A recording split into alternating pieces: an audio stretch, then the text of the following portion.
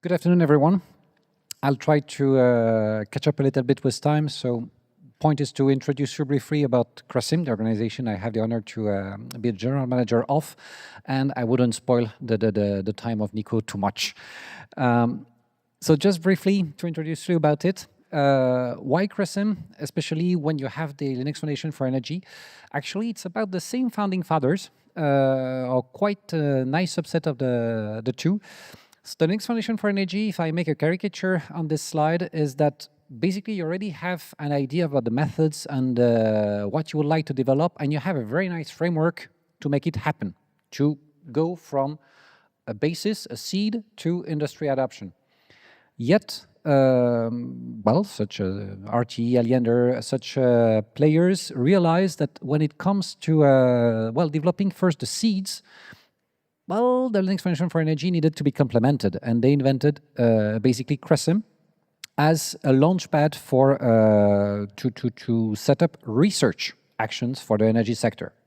So the idea at CRESYM is that we identify lower TRLs issues, barriers that need to be solved, and once we have solved them, then we can have this ready-made prototype or project move to the Linux Foundation for Energy. So that's the logic. I'm making it fast. If you have questions, then we can speak afterwards outside. What we are? So CRESYM is also a non-profit association based in Brussels, and it's about collaboration between all the people on this slide. So mostly the energy sector, from the manufacturers, OEMs, software vendors to the large energy users, but most specifically in the middle, the energy operators and the grid operators. And the idea is that we have there the possibility to capture the needs of all the sector. That's the logic of it. And that's only half of the association, even though it's 4 bubbles on the circle. The other half is the research institutions on top of it. So basically, we have the needs, the pain statement from the industry, and we have the solution proposals from the research institutions. That's the logic. And why have we such an association, whereas there are Linux Foundation or NSOE, for instance, NSOG, such things, is the fact that first we have a framework when we can have conversations in a larger and much more flexible format, compared, for instance, to these institutions such as the NSOs, and also that there is a little magic in terms of legal settings that we can take advantage of, especially being member of CRESYM enables you to discuss procuring some research results without having to bother with procurement and all such things. You're still compliant with the law, but it's just that you are entering a nice exemption in the process, because it's an association you join, because it's research, because it's non-profit, and because it's open source. That's what I did not develop. So everything that CRESYM develops is meant to be open source, whatever license we want to adopt, but the principle is there. And the idea is definitely from the founding fathers of CRESYM that the idea is to catalyze research on specific matters that could otherwise be a threat for them, and basically that they may just be blind in their control rooms. Here also I'm speeding it up, but just to give you the flavor of what we are. Our values, well, basically general interest, that's what matters. For the rest, I won't develop on this slide for the sake of Nico's presentation. But just to explain about our action, so most of it is about organizing research projects, so of different kinds, could be publicly funded, but the basic thing is that they are most of our projects are funded by our members, and our industry members funding our research institutions members. That's the logic. And this is the reason why we can also have a very, well, the GNRG, for instance, looks at CRESYM with a very keen eye. We can leverage public research with private, public money with private money, and vice versa in research for the energy sector. Here also, that's something that is a value for our members, that's a value for society and for Europe. I'll develop later on the value for the members specifically, and we'll come back to that. But complementary to the development setup of a research project for the energy sector, running them and making them delivering their outputs, we have another part of the association that is about some cross-cutting activities. Mostly, and surprisingly enough, we can organize kind of networking between the research institutions. So that was not expected from the beginning, but we pull down silos not only in the industry, but also in the academic world, apparently, which for me was not really needed, but apparently it is.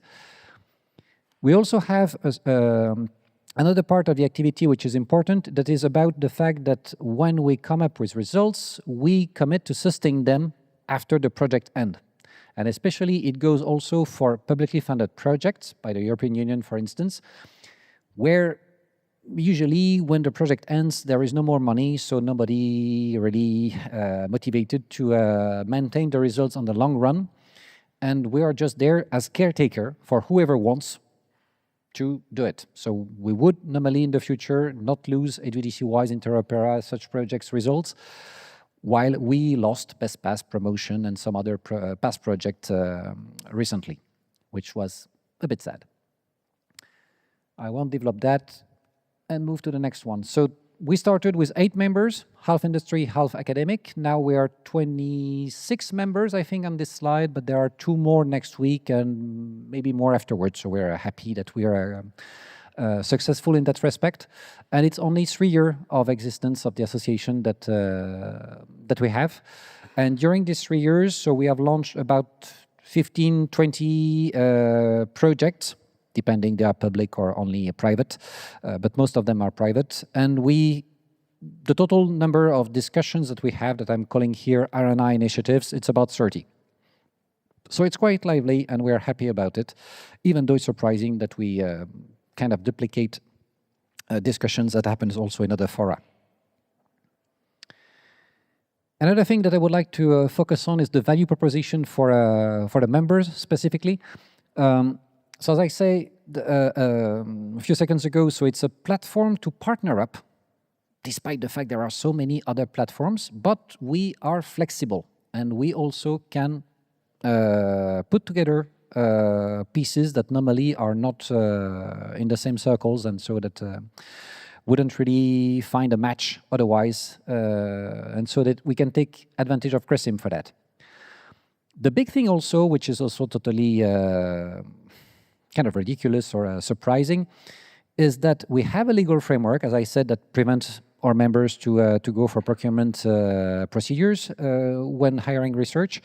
It also a basic contract, a project template, a project agreement template, and that makes every conversation about new research just a discussion between scientists and engineers, because the legal, accounting, administrative stuff is done otherwise.